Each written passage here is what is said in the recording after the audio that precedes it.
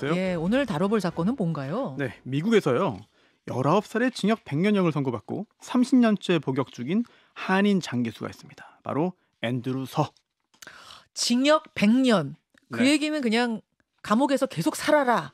감옥에서 죽을 때까지 살아라 그 얘기인 거잖아요. 사실상 그렇게 되겠죠. 어떤 권총으로 사람을 죽였어요. 네. 네, 93년에 벌어진 사건인데 네. 30년째 복역 중입니다. 그렇죠. 권총살인 사건. 사실 미국에서 적지 않은 사건일 텐데 지금 이 앤드루서 얘기가 네. 미국에서 굉장히 뜨겁다고 들었는데 그렇습니다. 30년이나 이미 형을 산 사람 이야기가 왜 다시 네. 뜨거운 논란이 되고 있죠?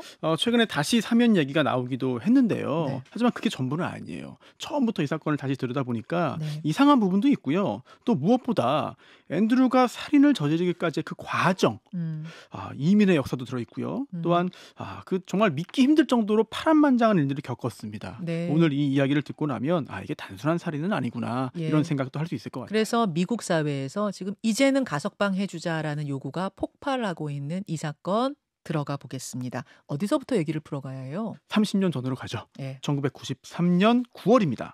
당시 19살의 이민 1.5세 한국인입니다. 앤드루 서. 네. 친누나의 약혼자인 로버트 오두베인을 권총으로 살해했습니다. 누나 약혼자를. 그렇습니다. 그런데 조금 이상해요. 당시 앤드루는요. 미국 동부의 명문대를 다니고 있었습니다. 네. 또 장학생이었어요. 그런데 갑자기 비행기를 타고 누나 집으로 왔어요. 그리고 차고에서 4시간을 기다렸다가 마주친 오두베인에게 권총을 2발 쏴서 살해한 건데요. 네. 그리고 며칠 후에 학교로 돌아가기 위해서 공항으로 갔다가 체포됐습니다. 그 당시 저항도 없이 다 범행을 자백했죠. 아니 누나의 약혼자를 왜 범행 동기가 뭐예요? 친누나가 부탁했기 때문이에요. 그 친누나 이름이 캐서린 선데요. 당시 앤드루의 유일한 가족이었습니다. 그래서 누나의 요청을 거절하지 못한 건데요. 누나도 체포돼서 살인 교사로 종신형 선고받고 지금 복역 중입니다. 누나는 종신형? 네. 아니 누나가 그럼 자기 약혼자를 죽여달라고 한 이유는 그 이유는 또 뭡니까? 그렇죠. 그게 중요하죠. 네.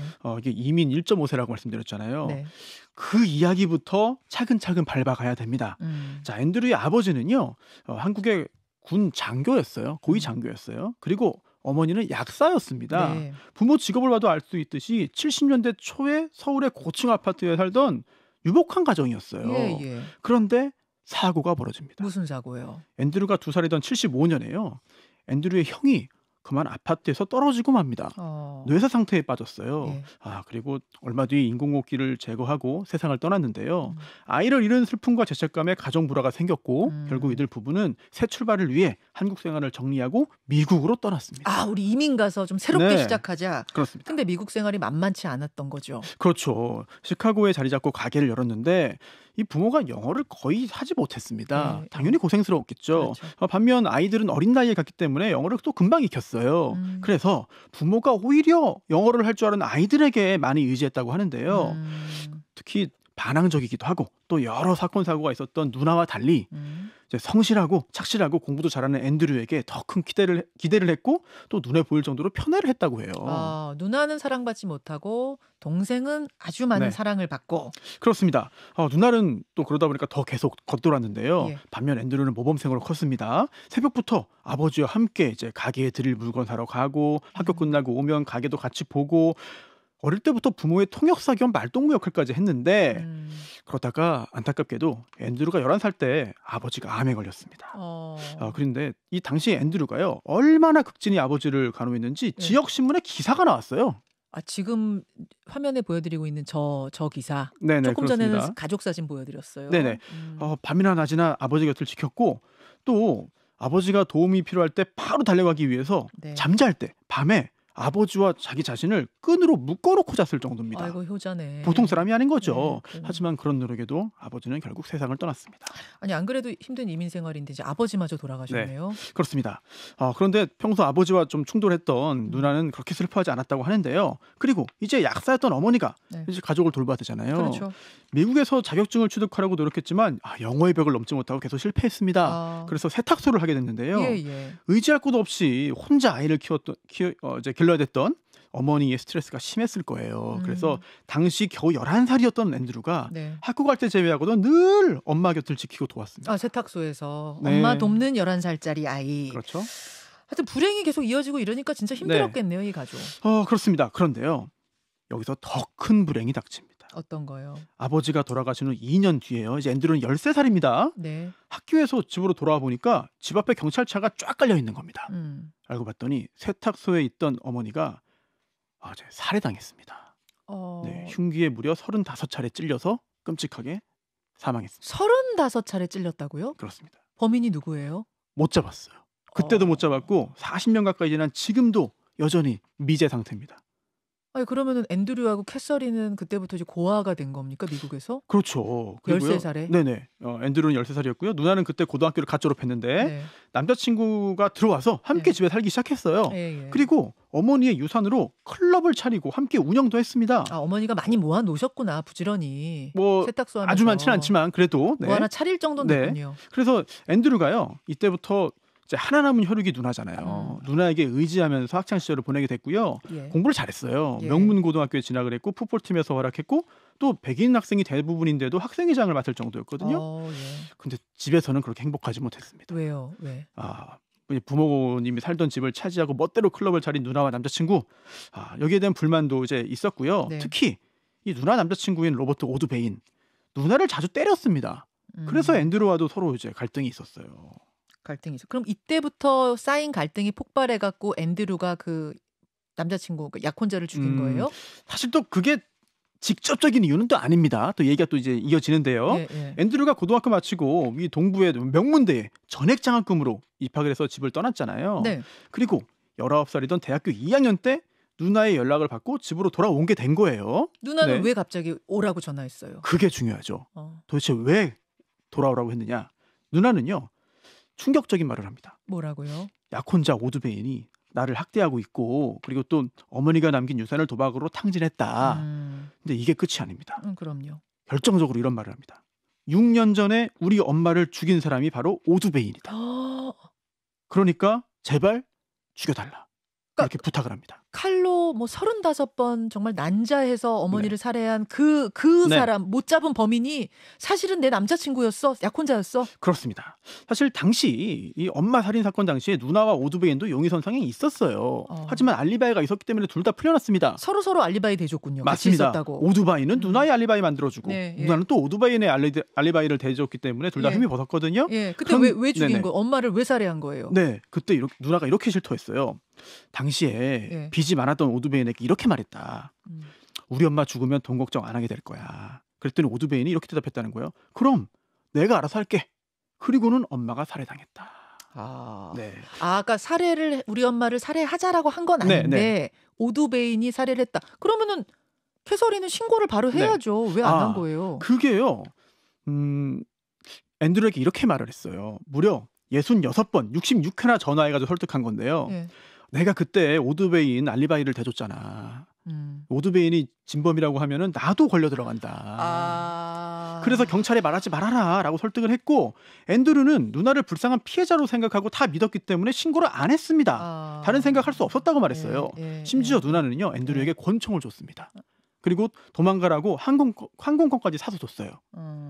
그리고 오드베인에게 전화를 해가지고 내 차 고장났으니까 차고 와가지고 다른 차 이게 가져와라. 이렇게 말을 했거든요. 그러니까 이거는 지금 이제 범행이 앤드류가 권총을 쏠 그 무렵 얘기하시는 거죠. 네네.